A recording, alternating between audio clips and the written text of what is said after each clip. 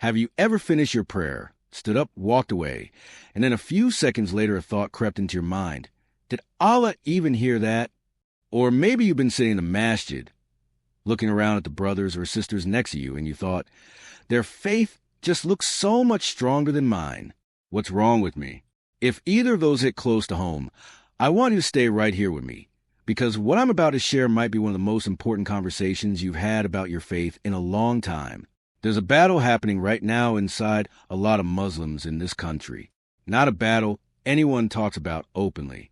Not a battle anyone preaches about on Friday. It's quiet, it's private, and it's heavy. It's the battle of wondering, quietly, sometimes in the middle of the night, whether your Iman is even real. And most people who feel this way, they keep it completely to themselves. Because who do you even say that to? Before we go further, if this kind of content matters to you, go ahead and subscribe right now. This channel exists specifically to have the conversations about faith that most people are too afraid to start. I'm not here to give you a perfect, polished version of Islam. I'm here to meet you where you actually are. Okay, let's be real for a second. Some of you have had thoughts like this. What if I'm just going through the motions? What if I pray, I fast, I say the right things, but deep inside, nothing is actually there? Or maybe it's more like, what if Allah is disappointed in me? What if I've messed up too many times and I'm just not someone he cares about anymore? These kinds of thoughts feel almost impossible to say out loud, especially in a Muslim community, because there's this unspoken pressure to always seem okay, to seem firm, to seem like your faith is solid. So instead, people smile, they show up, they go through the routine.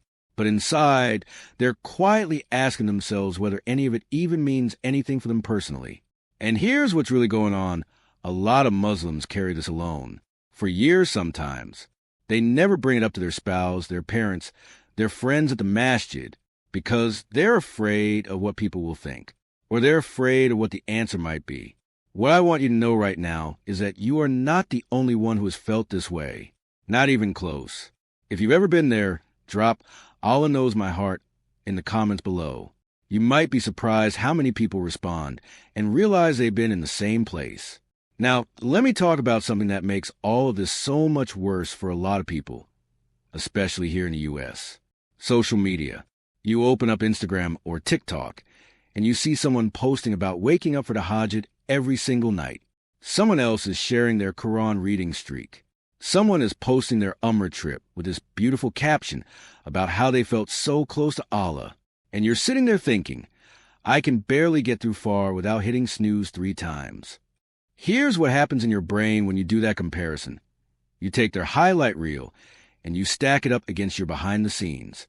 You see the best version of their faith journey and compare it to the hardest parts of yours. And that's not a fair comparison. That's not even a real comparison. That's just a recipe for feeling terrible about yourself. And it's not just social media. Maybe it's someone in your halakha who always seems to have the perfect answer. Or a family member who just radiates this sense of peace you feel like you've never had. And instead of it inspiring you, it just makes you feel further behind. What I gently offer is this. You don't actually know what's happening inside that person. You don't know their private struggles. You don't know what they're working through at 2 a.m. Everyone has chapters of their story they don't post about. The comparison game is one of the quickest ways to drain whatever spiritual energy you have left. And once you're drained, those doubts start getting louder. If this is speaking to you, consider subscribing.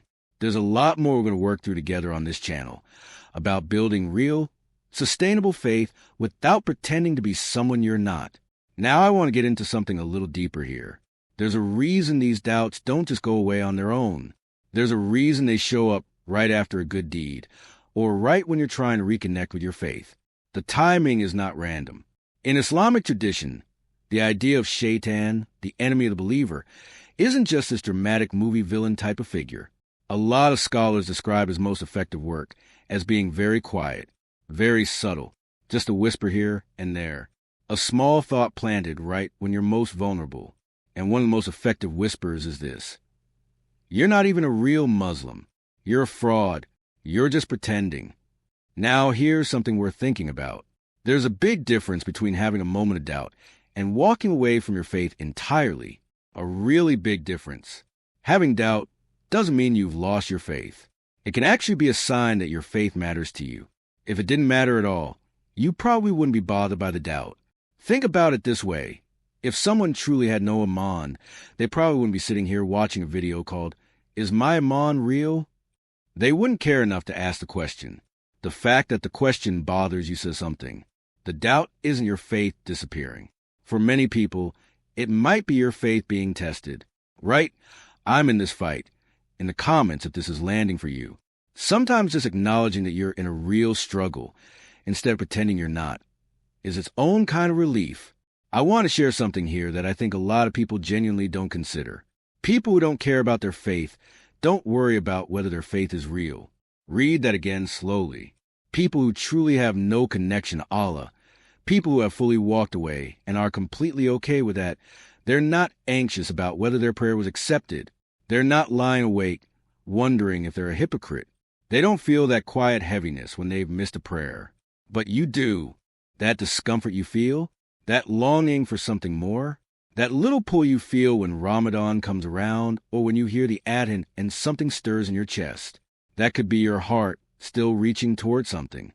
Now, I'm not saying that worry alone means everything is perfect. I'm not making any promise about where anyone stands spiritually. That's not something I or anyone else can tell you. But what I am saying is that the very fact that you care, the fact that this question matters to you, is worth paying attention to. A lot of people hear this for the first time and something shifts because they've been so busy judging themselves for having doubt that they never stop to ask what the doubt itself might be telling them. Don't skip the next section. Subscribe now so you don't lose this video in your feed. What comes next might completely reframe the way you think about your relationship with Allah. Let's talk about something I think affects a lot of Muslims here in the U.S. in a very specific way. We grew up in a culture that tells us to optimize everything, be more productive, hit your goals, be better than you were yesterday. And somewhere along the way, a lot of us started applying that exact same mindset to our faith. And so now we have this invisible checklist in our heads. Pray all 5 prayers perfectly every day. Never miss a sunnah. Read 5 pages of Quran every morning. Make dua with total focus and zero distraction. Give generously. Be kind always. Never slip up. And the moment we don't hit that checklist, and trust me, everyone misses a checklist sometimes, we spiral.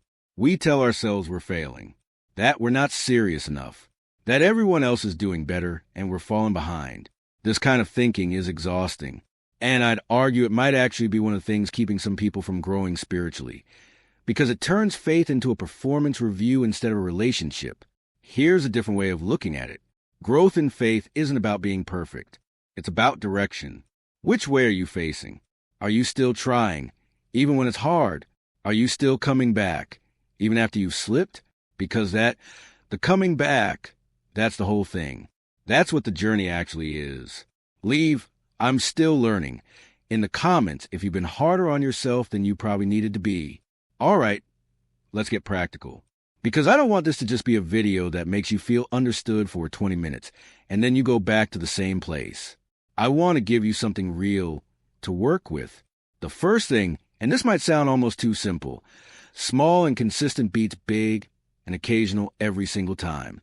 If you try to overhaul your entire spiritual life overnight, you will burn out.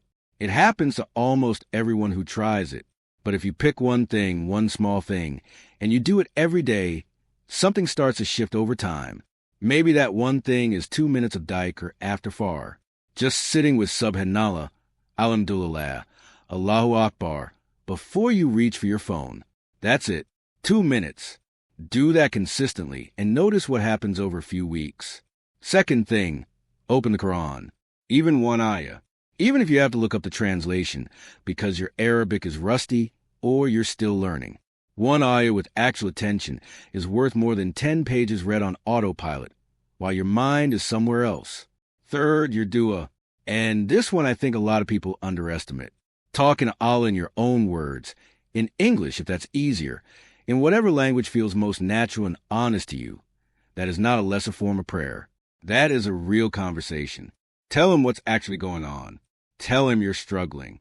Tell him you're not sure what you're doing. That kind of honesty in dua is something many scholars have spoken about as being deeply meaningful. Fourth, the people around you matter more than we usually admit. If everyone you spend time with pulls you further from your faith, that's going to be an uphill battle every single day.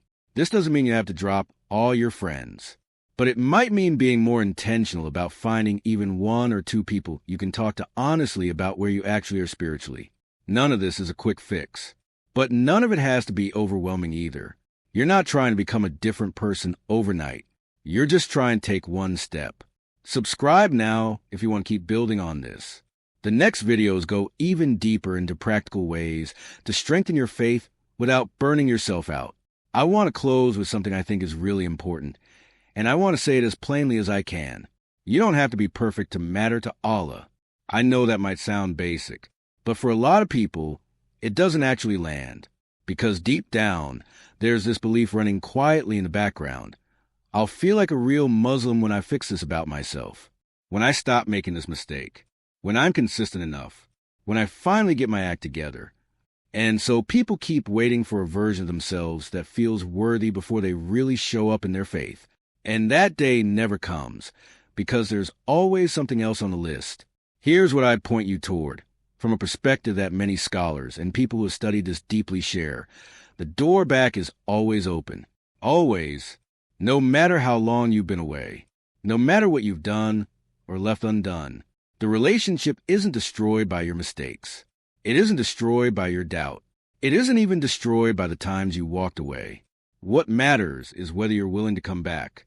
And you don't have to have everything figured out to do that. You just have to turn back in that direction.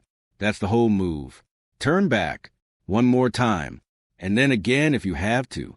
The journey of Iman isn't a straight line for most people. It goes up and it comes down. It gets strong and then it gets tested. For almost everyone who is honest about their experience, faith is not a constant state of feeling close and lit up and connected.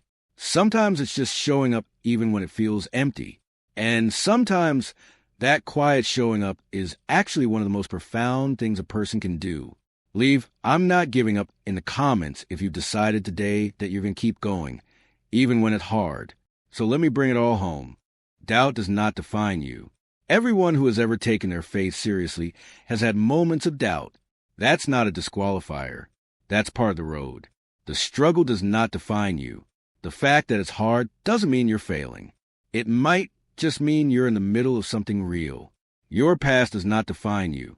Whatever you've done or left undone, whatever version of yourself you're trying to move away from, that is not the final word on who you are. What defines you is what you do next. Whether you take one small step back toward your faith, whether you open that app and read one ayah, whether you sit for 2 minutes in quiet dhikr, whether you make one honest dua. That's it. That's the whole thing. You don't have to have it all figured out. You just have to be willing to keep going. And I genuinely hope this video was one small part of that for you today.